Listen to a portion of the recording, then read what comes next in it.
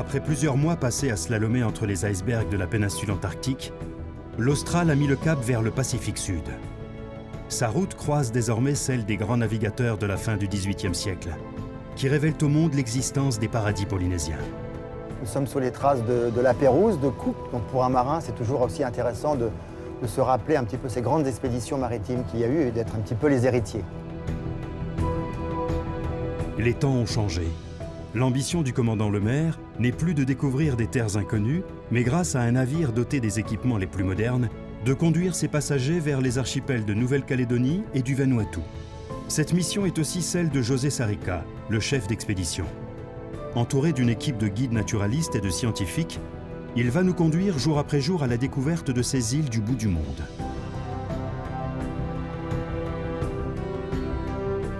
Situés à l'écart des grandes routes maritimes, les archipels mélanésiens abritent des paysages éblouissants.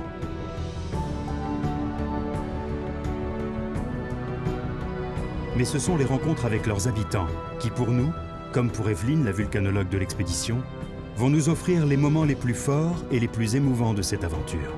C'est un privilège de pouvoir monter sur le Yasu et je crois qu'il faut vraiment en avoir conscience tout le temps.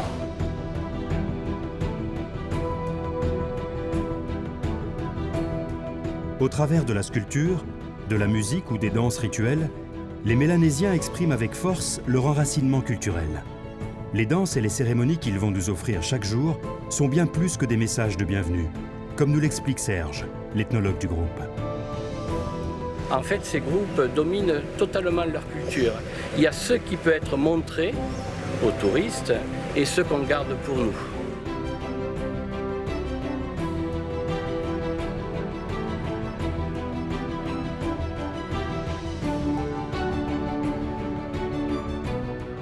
Cap donc sur la Nouvelle-Calédonie et le Vanuatu, archipel sacré de Mélanésie.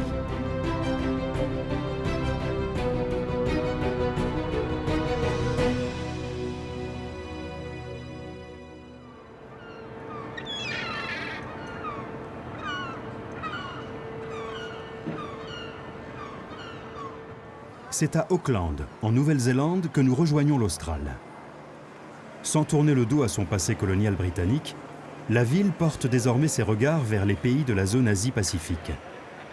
Avec l'arrivée de Chinois, d'Indiens, de Fidjiens ou de Samoans, Auckland est devenue la plus cosmopolite des villes de Nouvelle-Zélande.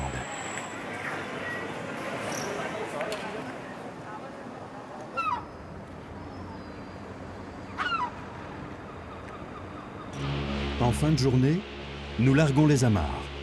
Nous quittons Auckland et son élégante skyline et commençons un voyage qui va nous éloigner progressivement du monde moderne et de ses symboles. Le début d'une véritable aventure. 042 042 tu décides pour les... Oui, d'accord. Le vrai challenge, c'est d'essayer d'amener des gens à une émotion ethnologique parce que les gens prennent l'habitude de voyager partout maintenant d'une façon facile, mais de garder ce contact avec l'intimité des peuples, c'est important.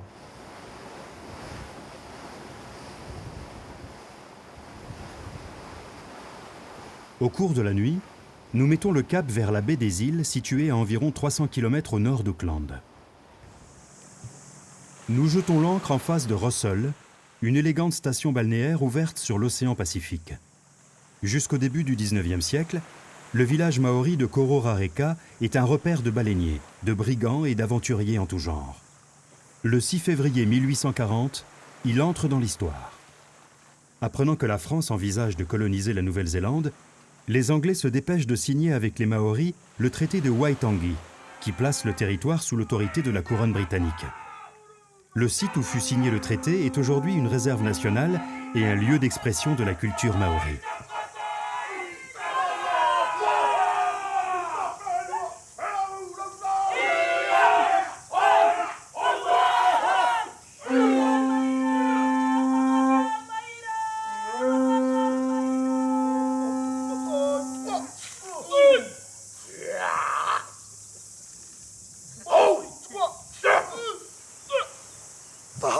Le haka est une danse guerrière. Elle savait autrefois se préparer au combat. Là, on a fait un hakata, dans l'esprit de ce que faisaient les anciens avant les batailles. l'arrivée des Maoris en Nouvelle-Zélande, aux environs du XIIe siècle, n'est que l'une des étapes de l'histoire des migrations au travers du Pacifique. Il y a plus de 40 000 ans, des peuples quittent le sud-est asiatique et, naviguant d'île en île, finissent par atteindre la Mélanésie il y a environ 4000 ans. Reprenant leur course, un millénaire plus tard, ils atteignent Tahiti, puis Hawaï au nord, l'île de Pâques à l'est et la Nouvelle-Zélande au sud, dessinant ainsi le triangle du peuplement polynésien. Au cours de ce voyage, nous allons croiser le sillage de ces routes historiques. 2 jours après notre départ de la baie des Îles, nous arrivons en Mélanésie.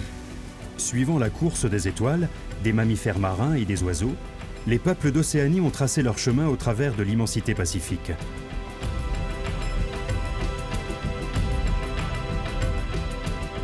Ils ont sans doute abordé le petit îlot de Kouaré, ancré au large de la Nouvelle-Calédonie. Tache de vert, entourée de 1000 nuances de bleu, Kouaré est un chef-d'œuvre.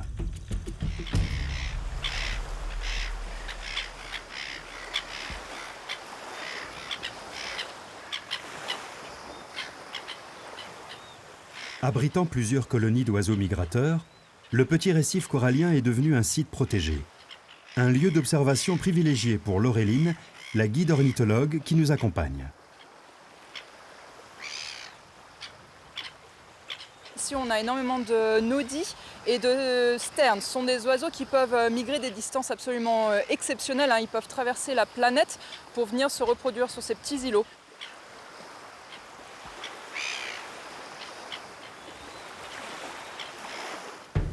Poursuivant notre route, nous mettons le cap sur Lifou, une île située au large du Caillou, comme les habitants d'ici appellent la Nouvelle-Calédonie. Oui, bonjour, c'est pour vous prévenir, on sera deux à monter à bord, le pilote et un représentant du FOM. Oui, avec plaisir. Bienvenue, d'accord. Ok, d'abord, on va se présenter.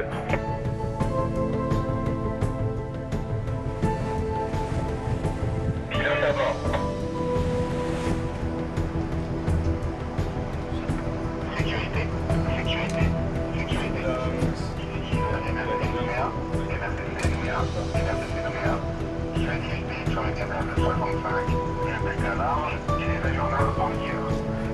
On a accueilli notre pilote qui arrive de Nouméa, qui est responsable de toute la zone. Et donc chacun a ses responsabilités, c'est un travail d'équipe. La France plante son drapeau sur la Nouvelle-Calédonie en 1853. Même si les règles coutumières kanak cohabitent désormais avec celles de la République, elles demeurent essentielles, et le commandant est tenu de s'y plier pour débarquer à Lifou. Au moment où je vous parle, je ne sais pas si les chefs de village laisseront nos passagers débarquer. J'espère que oui.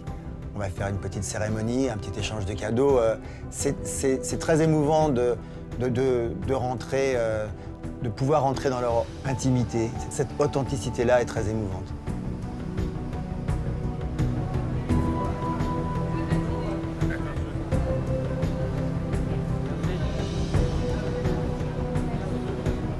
Bonjour.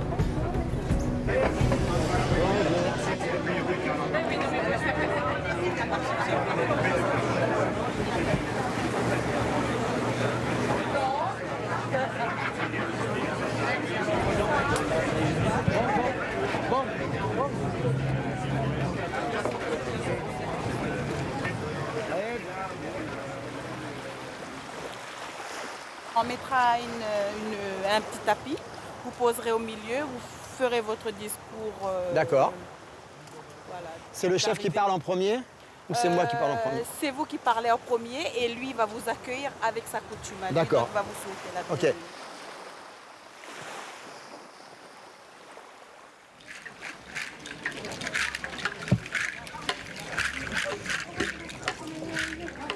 La coutume, il faut toujours donner de l'argent, donc il y a de l'argent local, et la notion de tissu ou d'étoffe, pour donner au chef.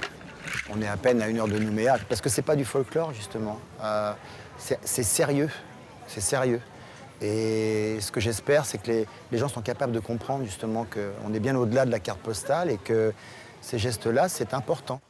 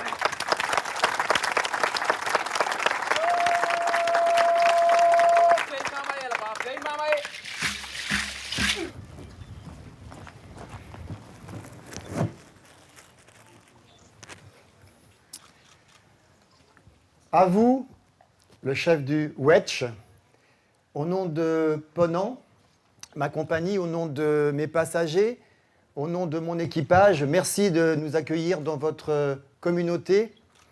Merci de nous laisser rentrer et toucher son intimité. Merci à vous d'avoir su conserver toute son authenticité. Merci du fond du cœur.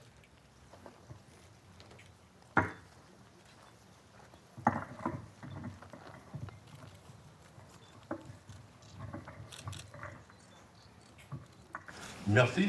Merci pour le geste que vous venez de présenter. Au nom des 3 grands chefs, parce qu'ici à Lifou, il y a 3 grands chefs, 3 districts. C'est à leur nom que je voudrais vous souhaiter la bienvenue ici, dans l'île de Lifou. Et faites comme chez vous, ici à Lifou.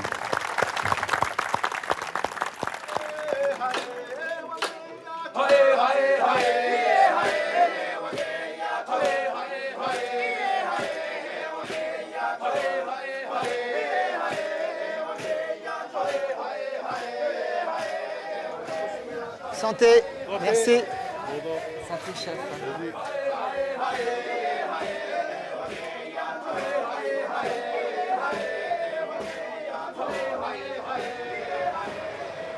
Pendant que le commandant, José et les chefs des différentes communautés kanaks continuent à partager ces moments de fête, nous rejoignons Élie dans sa communauté. La sculpture, c'est sa façon d'exprimer son attachement à son île et à ses traditions.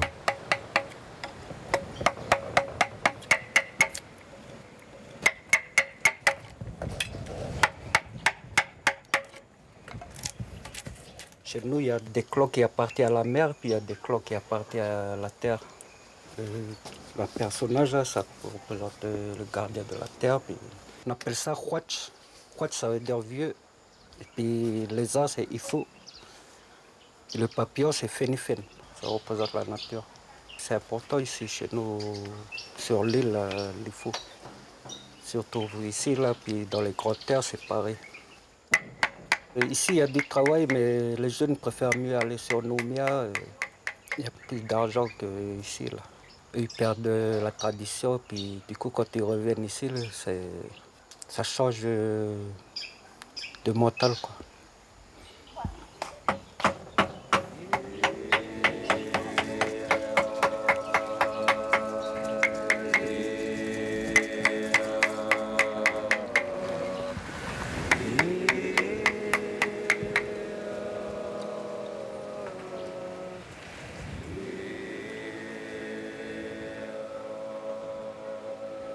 Une certaine douceur de vie et des habitants fiers de défendre la culture kanak.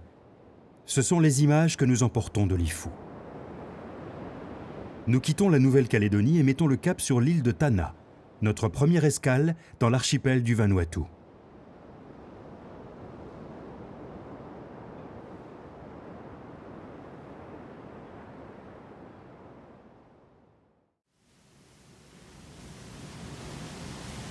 Au matin, alors que la silhouette de Tanna se dessine à l'horizon, le commandant Lemaire, Pierre, le second capitaine, et José, le chef d'expédition, organisent le débarquement sur cette île, pas comme les autres. Moi, je pense qu'aujourd'hui, avec la météo qu'il y a et l'orientation du vent qu'il y a, on va mouiller un petit peu plus près, quitte à rester là même s'il y a des cendres. Ce que je pense pas avec le vent, parce que le vent il est comme ça aujourd'hui. Et Vous avez vu les fumées déjà là? Non. Voilà. Tanna, comme toutes les îles de l'archipel du Vanuatu, est située sur la ceinture de feu du Pacifique. Parmi les centaines de volcans qui se dressent du Chili à l'Alaska et aux Aléoutiennes, du Japon à l'Indonésie et à la Nouvelle-Zélande, le Yassur de Tanna est l'un des plus actifs. Evelyn, la vulcanologue de l'expédition, est impatiente de faire connaissance avec le Yassur. Mais avant de gravir le sommet du cratère, elle doit, comme en Nouvelle-Calédonie, respecter les règles de la coutume et faire connaissance avec les habitants.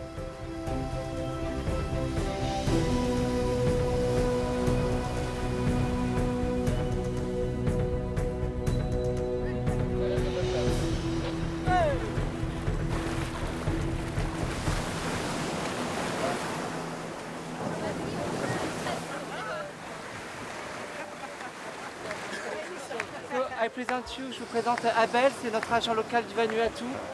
C'est il speak English, but he's a fantastic man Les habitants de toutes les tribus des environs sont réunis sur la plage pour accueillir ces visiteurs venus de l'autre bout du monde.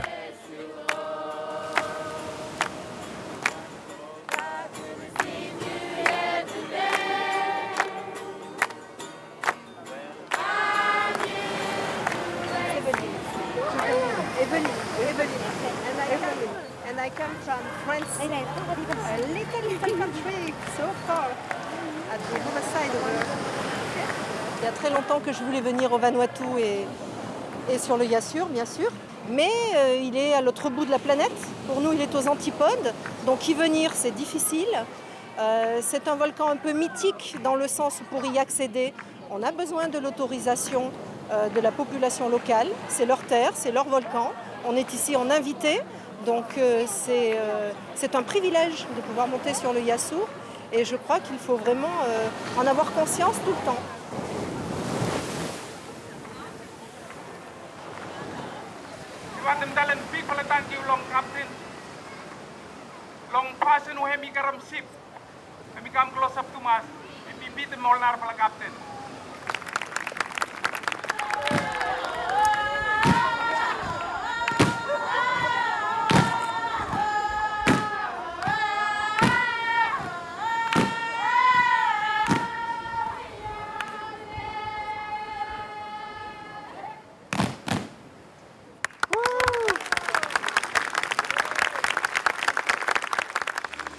Les danses et les messages de bienvenue terminés, nous prenons la direction du volcan.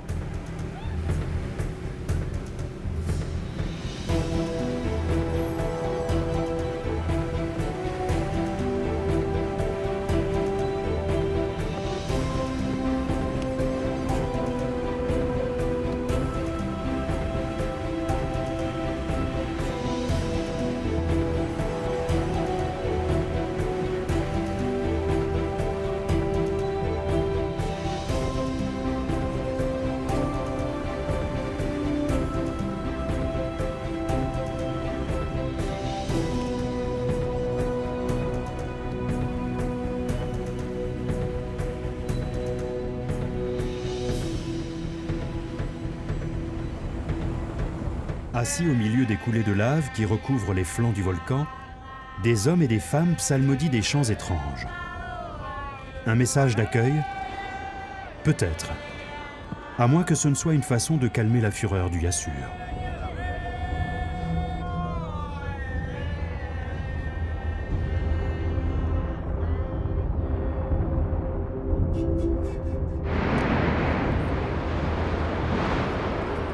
On ne peut pas dire qu'il n'y ait aucun danger sur un volcan actif. Si l'on veut voir une éruption volcanique sans aucun danger, il faut la regarder derrière son téléviseur. Par contre, le volcan Yassur est un volcan qui est surveillé. Il y a des niveaux d'alerte qui varient donc de 0 quand il est complètement calme, ce qui ne lui arrive jamais, jusqu'à un niveau 5. Et aujourd'hui, nous sommes en niveau 2.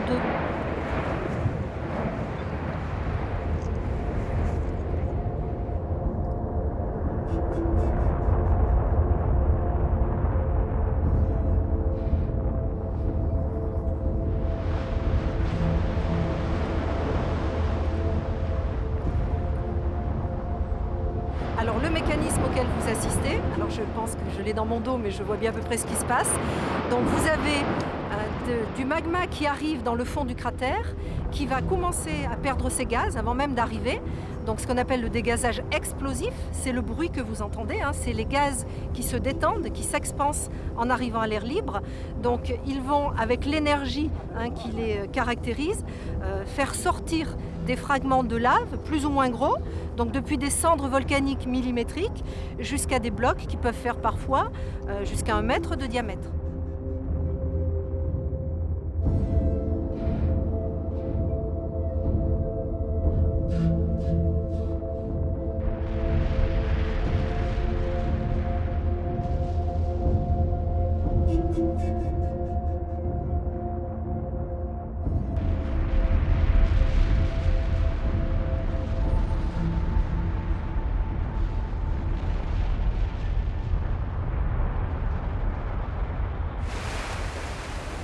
Quand nous rejoignons le rivage au milieu de la nuit, les habitants sont toujours là. Aucun bateau n'abordera cette île avant plusieurs mois, 1 an peut-être. Les rires et les chants d'au revoir se mêlent au bruit des vagues. Instant très émouvant.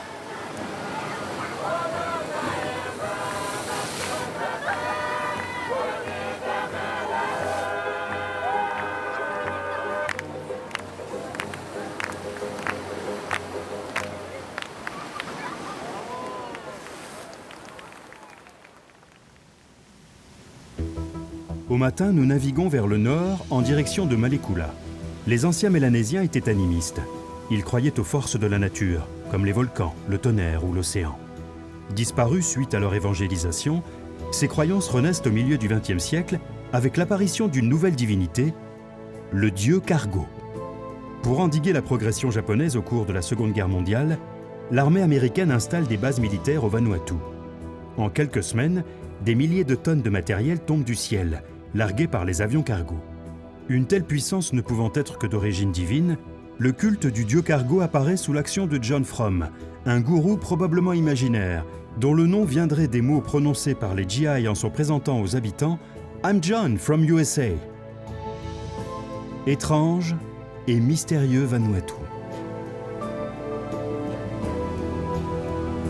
Chacune de nos escales depuis notre départ d'Auckland a permis de mesurer que la réussite du voyage repose sur le savoir-faire et l'expérience de 2 hommes. Jean-Philippe, le commandant, et José, le chef d'expédition. C'est un travail en commun en amont. Et puis, thank you. Le but, c'est de donner la plus belle expérience aux passagers. Donc, José, il n'est pas du tout impliqué dans la partie nautique. Il dit que ça serait bien d'être là. Et puis, nous, on essaie de faire au mieux pour que ces contraintes logistiques soient les moindres.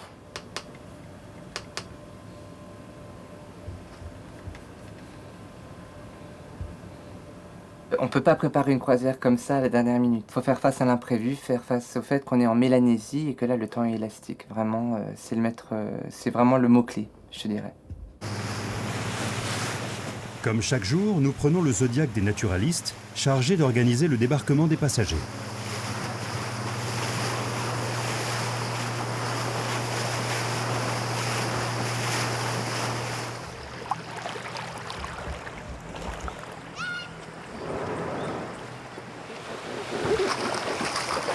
Bonjour. How are you? I'm José d'Expedition Leader. Nice to meet you. I need 2 local guys, and she will put 1 escort who can translate in French. And you're going straight to the walking tour. Profitant des quelques heures qui nous séparent de la cérémonie d'accueil, préparée par les chefs coutumiers de l'île, nous prenons la direction du village. Ce n'est qu'en 1980, au moment de leur indépendance, que les Nouvelles Hébrides, ainsi appelées par James Cook, leur découvreur, en souvenir de son Écosse natale, deviennent le Vanuatu. Durant le XIXe siècle, l'archipel est gouverné par un condominium franco-britannique. Cette double colonisation a profondément marqué le pays. Il n'est pas rare que dans un même village, voire dans une même famille, on parle soit l'anglais, soit le français. Il y a une école française pour les enfants de 7 à 12 ans. Après, ils vont en Nouvelle-Calédonie pour continuer leurs études. Et quelquefois, on va même en France. J'ai un frère qui est allé étudier en France. Il parle très bien français. Moi, j'étais dans une école anglaise. Je connais un peu le français, mais je parle mieux l'anglais.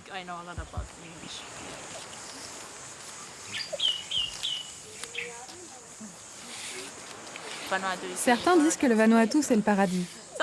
Mais comment peuvent-ils penser ça? Est-ce parce que l'on vit différemment? Le paradis est peut-être chez eux, et pourtant ils disent qu'il est ici. Ça veut peut-être dire qu'on a de la chance.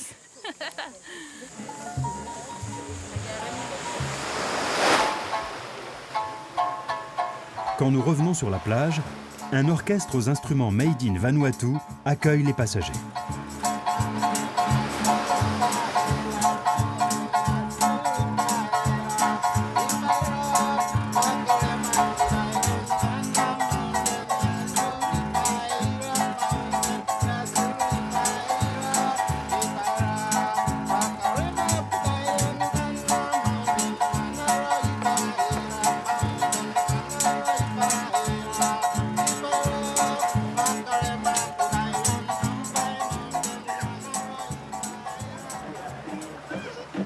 À quelques centaines de mètres de là, au cœur d'une clairière taillée au milieu de la végétation, musiciens et danseurs se préparent pour la cérémonie qu'ils vont donner en l'honneur des visiteurs.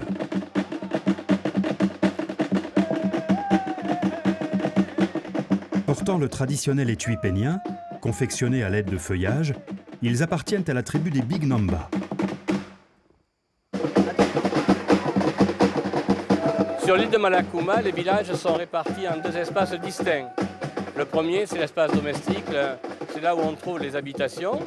Et l'autre espace, c'est l'espace social, c'est là où on se retrouve pour faire les palavres et également pour célébrer les cérémonies, les rituels. Et ce que nous voyons là, ici, en plus au centre, nous avons les tambours, des tambours sacrés et qui représentent un arbre. Et ces tambours servent un petit peu de messagers et également font l'écho aux voix des esprits.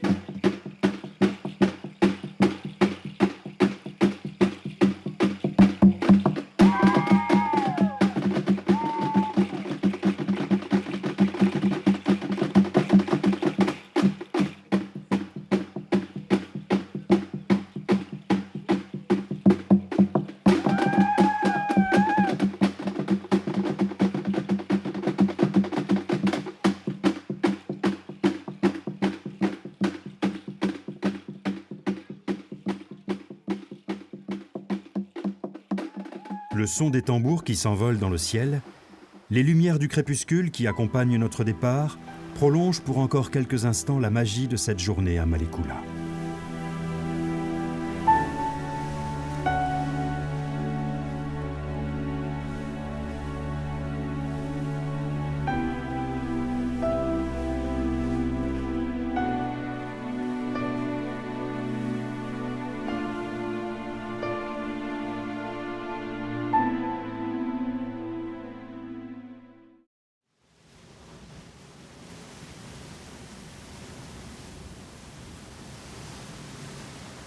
L'archipel de Vanuatu compte une soixantaine d'îles. Celle qui au matin se profile à l'horizon, c'est Espiritu Santo.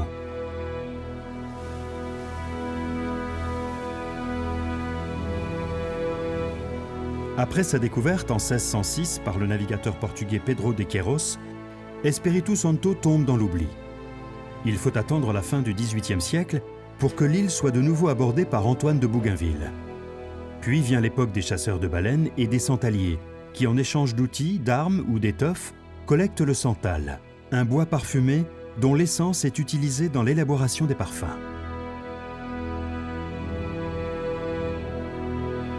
L'époque où les aventuriers des mers du Sud puisaient sans limite dans les ressources naturelles des îles et de l'océan est fort heureusement révolue. L'écotourisme attire de nouveaux voyageurs à Espiritu Santo.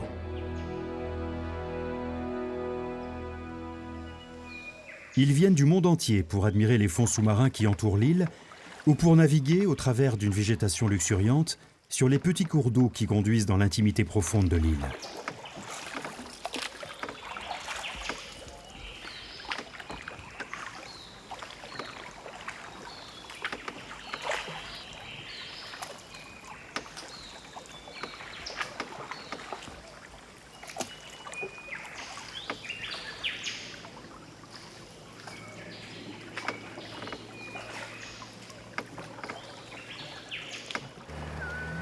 À peine rentrés de notre petite exploration bucolique, nous repartons vers la plage en compagnie de José et de Serge.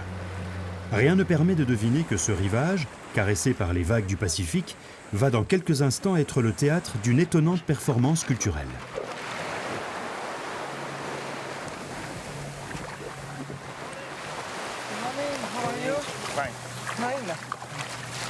Ok, you can come back. What side? Non, mais sinon, Bon, alors à 11h.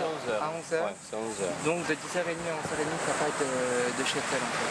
On va arrêter les gens de venir ou de partir. De toute façon, les dames vont se préparer derrière. Là. Il faut bien penser qu'ici, nous sommes dans des cultures d'origine tradition orale. Et c'est un petit peu comme une bibliothèque à ciel ouvert, et où on vient réciter, où on vient apprendre l'histoire de son groupe. Et ce qui est intéressant dans les sociétés du Vanuatu, c'est que ces récits sont en perpétuelle invention. C'est-à-dire qu'on n'est pas obligé de réciter l'histoire telle qu'on l'a appris. On peut amener sa touche personnelle. Ce qui fait que cette culture est en perpétuelle mutation.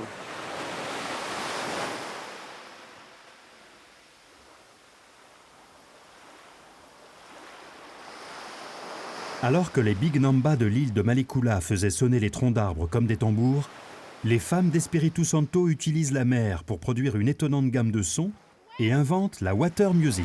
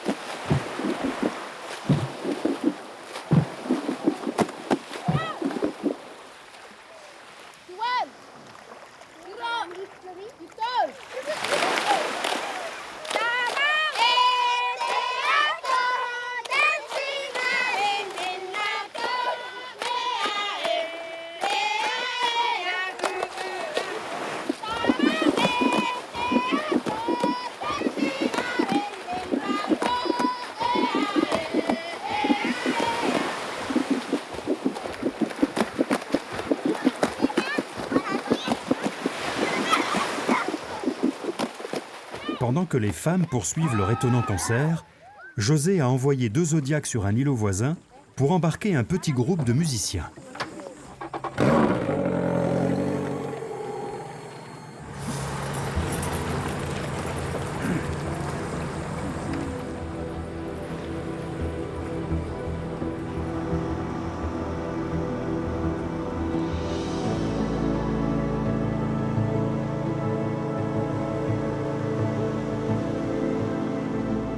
La musique se moque des frontières. Malgré leur isolement géographique, les artistes du Vanuatu sont restés ouverts aux influences venues de Polynésie et naturellement d'Amérique. Le résultat est un étonnant cocktail joyeux et coloré.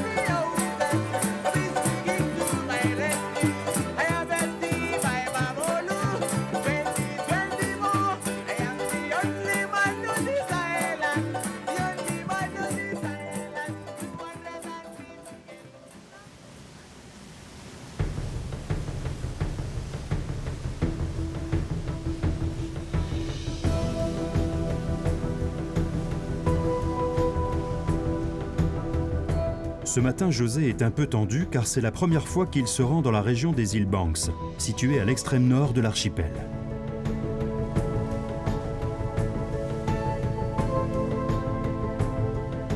Dans le sillage des grands navigateurs et des aventuriers, plusieurs congrégations envoient, dès le milieu du XIXe siècle, des prêtres missionnaires aux Nouvelles-Hébrides.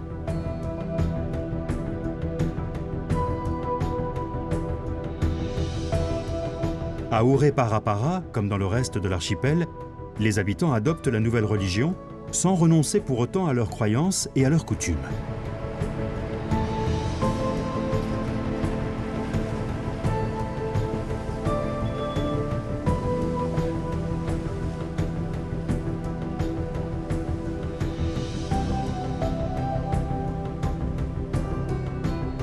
Nous approchons lentement d'Uré-Parapara, une île volcanique à l'étrange silhouette. Ce volcan a donc connu au moins une très forte éruption qui semble avoir vidé en partie son réservoir magmatique souterrain.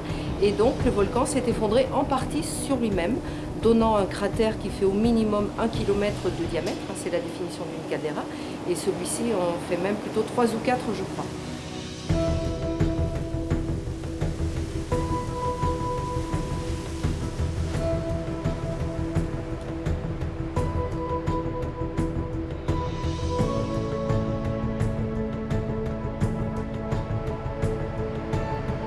Qui choisit le point d'ancrage? C'est vous ou c'est José?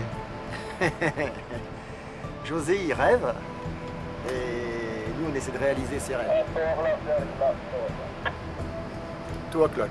Là, c'est la première fois qu'un bateau vient ici, c'est la première fois qu'un bateau de croisière vient ici à Fortiori, donc c'est pour ça qu'on est rentré doucement. L'entrée dans la caldeira est assez impressionnante, mais bon, on a des bonnes cartes, l'indice de confiance est bon dans les cartes. C'est justement ce qui est intéressant. Là, on est juste dans la limite entre l'expédition et presque l'exploration.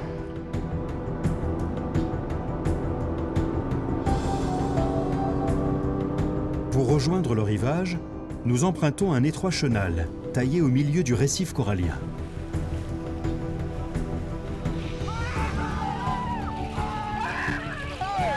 La dernière fois qu'un bateau avec des passagers a jeté l'ancre ici, c'était il y a plus d'1 an. Notre arrivée est donc un petit événement. Clin d'œil à l'époque des guerres tribales, nous sommes accueillis par des hommes au visage et au corps peints en noir, comme cela se faisait autrefois pour impressionner l'ennemi.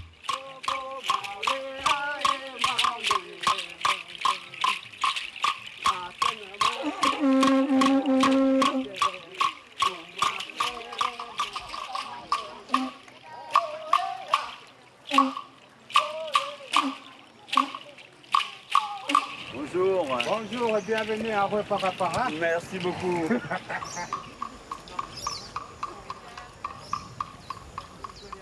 Ce village, installé au creux de la caldeira, intrigue Evelyne, notre vulcanologue, qui mène aussitôt une enquête discrète. Dans ton village ici, il y a combien d'habitants? Ça fait presque 300 personnes. D'accord. Oui. Est-ce que c'est le seul village ici à Uré-Parapara? Il y a 5 villages. Oui. Ça, c'est le plus gros. Et il y a 4 de l'autre côté. 4 de l'autre côté. Oui. D'accord. Et alors, dis-moi, je pense que vous savez tous que vous habitez dans un volcan. Ah oui, oui. Et alors, ce volcan, il vous fait peur ou pas? Vous le connaissez? Parce que maintenant, il ne fait plus d'activité. Oui. Rien dans l'atmosphère de ce village d'agriculteurs et de pêcheurs, installé pourtant au pied d'un puissant volcan, ne semble trahir la moindre inquiétude. Les arbres donnent des fruits, les plantes comme le jonc et le pandanus sont utilisées pour construire les maisons. L'océan est peuplé de poissons, alors pourquoi donc se méfier du volcan qui enrichit la terre de ses minéraux? La nature est un don du ciel. Le père Patrick ne peut pas dire le contraire, mais cela ne l'empêche pas d'être inquiet. Bonjour. Bonjour. Je m'appelle Evelyne. Moi, c'est Patrick. Je viens de France et je suis vulcanologue. Avez-vous peur du volcan d'Uré-Parapara? Oui, nous en avons peur. Il est dangereux et peut tuer des gens. Nous vivons ici, mais nous avons peur des volcans. Parce que les anciens disent que le volcan n'est pas mort, qu'il est seulement endormi. Il peut entrer en éruption à n'importe quel moment.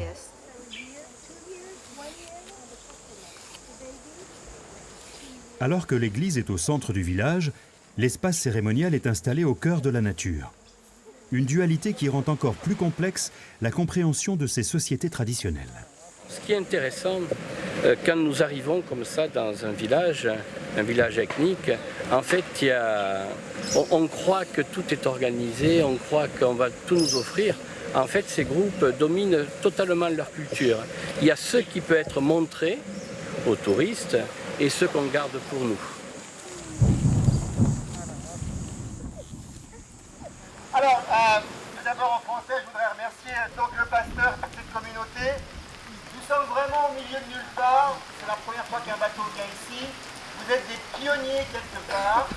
Donc, merci. Enjoy this unique experience.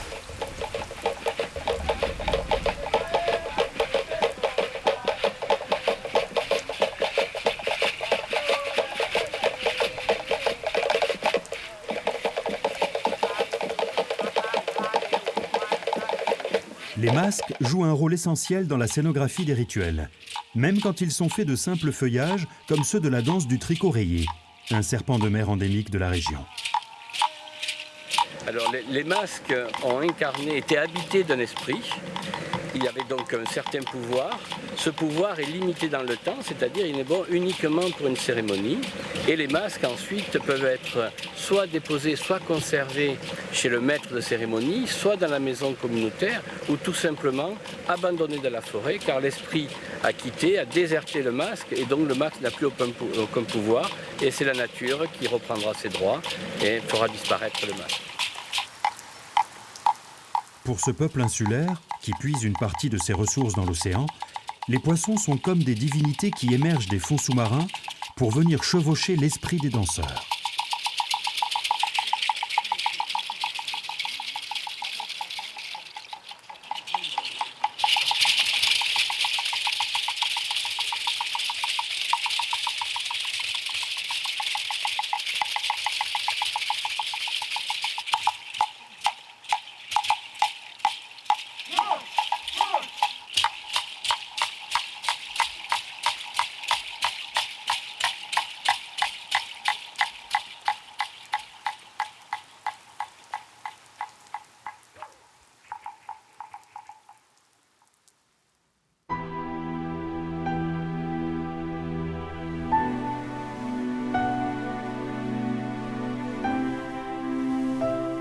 Une nouvelle fois, l'Austral glisse sur les eaux de la mer de corail, qui s'irisent des reflets du crépuscule.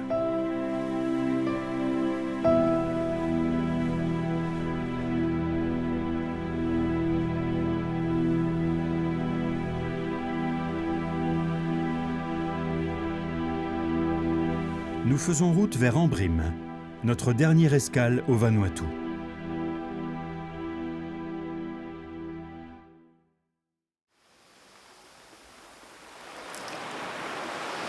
Au petit matin, le commandant a jeté l'ancre au large d'Ambrim.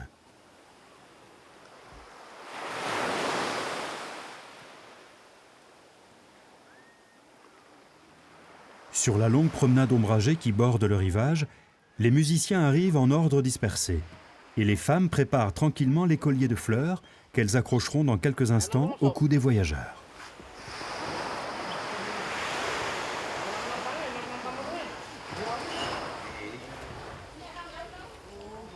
Aucune effervescence n'est perceptible, même au cours de la cérémonie d'échange de cadeaux entre le commandant et les chefs coutumiers. Notre venue dans l'île n'a pas modifié les comportements. Et c'est tant mieux. Au marché, les femmes continuent à négocier le prix du taro ou de l'igname. Ces tubercules, aussi populaires en Mélanésie qu'en Polynésie, rappellent les racines communes de ces peuples du Pacifique.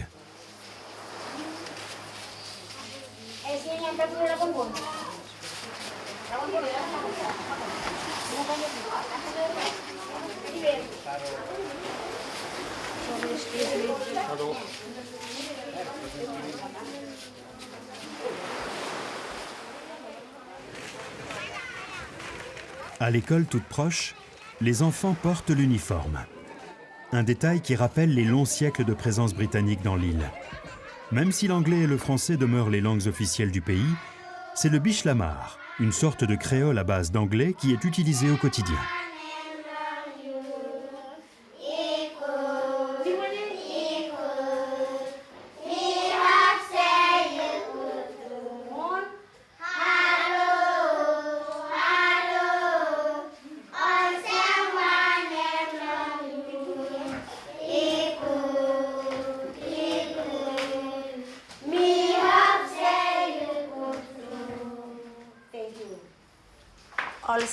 Olsem Wanem Loyu, ça veut dire « Hello, comment vas-tu » ? Écoute, ça veut dire « Je vais très bien ». Olsem Wanem Loyu Mi Hope Seyu Kutu, j'espère que tu vas aussi bien que moi.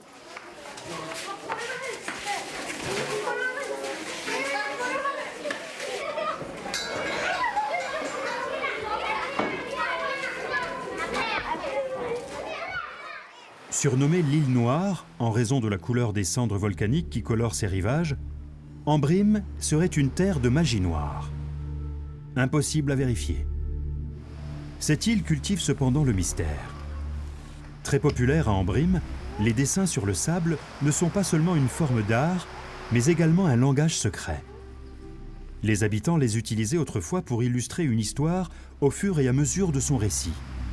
Hélène, qui dessine depuis son enfance, maîtrise parfaitement la technique qui consiste à tracer une ligne rectiligne sans jamais revenir au même endroit. Autrefois, comme tous les autres enfants du village, on voyait nos mamans faire des dessins sur le sable. Pour nous, c'était mystérieux. Une fois de retour à la maison, on essayait de les reproduire. Les dessins tracés sur le pas d'une maison servaient à laisser des messages, comme par exemple « Salut, je suis passé te voir, mais tu n'étais pas là ».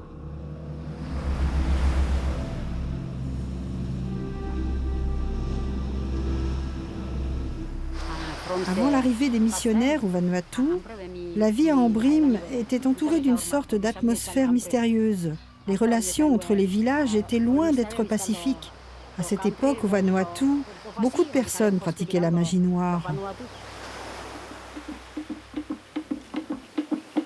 Notre voyage s'achève donc ici, à Ambrim.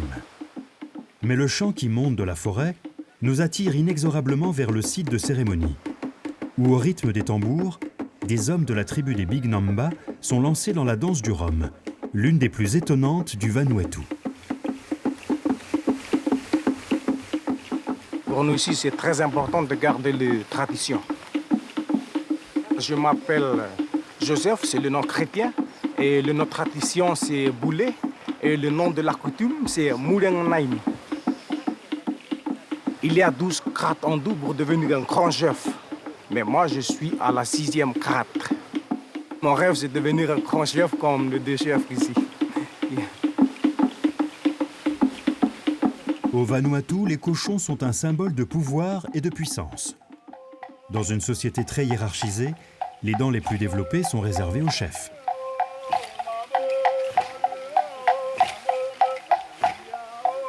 Pendant de longues heures, coiffés de masques éblouissants, les danseurs frappent le sol avec leurs sceptres de bois ou avec leurs pieds. Serrés les uns contre les autres, ils finissent par donner vie à une sorte de créature sans visage qui ne semble obéir qu'aux seules forces occultes des esprits.